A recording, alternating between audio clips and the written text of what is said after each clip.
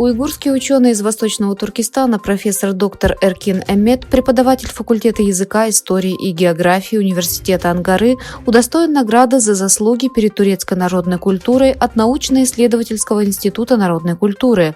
Эта награда за достижения и заслуги была вручена профессору доктору Эмету на церемонии, состоявшейся в Турецком историческом обществе 16 декабря 2023 года. Также было заявлено, что эта награда была присуждена ему за вклад и заслуги в турецкой уйгурской науке, тюркологии, особенно в культуре и цивилизации, обычаях, традициях и обычаях уйгурских турок. 18 декабря, согласно информации на официальном сайте дисциплинарной инспекции и инспекционного комитета так называемого Синьцзянь-Уйгурского автономного района, член постоянного комитета Синьцзянского народного конгресса в Восточном Туркестане и бывший заместитель директора комитета по сельскому хозяйству и сельскому труду Ферхат Рози отстранен от работы по обвинению в серьезном дисциплинарном нарушении, и в отношении него начато расследование. Наблюдатели отмечают, что Китай систематически совершает геноцид, заключая миллионы людей в концентрационные лагеря и тюрьмы под различными предлогами для достижения полной китаизации Восточного Туркестана. И что даже чиновники уйгурского происхождения, которые верой и правдой работали на Китай на протяжении всей своей жизни при китайском режиме, не могут быть спасены, и что с национальными кадрами обращаются безжалостно из-за тотального профилирования этнических элементов. Канал 4, одна из общественных вещательных компаний Великобритании, показала документальный фильм о деятельности диктатуры Коммунистической партии Китая в Великобритании.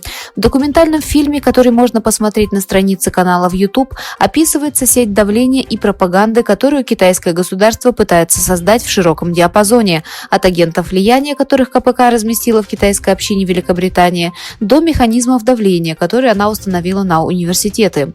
Во второй части документального фильма, который начинается с истории активистов, бежавших из своей страны и нашедших убежище в Великобритании в результате беспорядков в Гонконге в 2019 году и жестоко подавленных поддерживаемым КПК правительством Гонконга и последовавшими за ними западными агентами, объясняются опасные отношения некоторых университетов Великобритании с КПК, что гораздо более поразительно.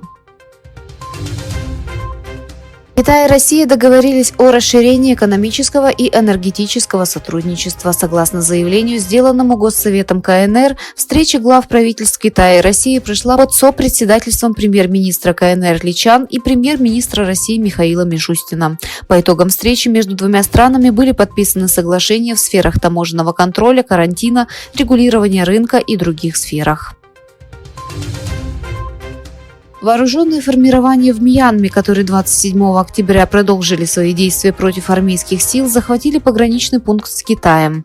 Местные жители рассказали Associated Press, что подразделения армии Национального демократического альянса Мьянмы взяли под контроль пограничный переход после того, как поддерживаемые военными ополченцы сложили оружие 18 декабря после столкновений.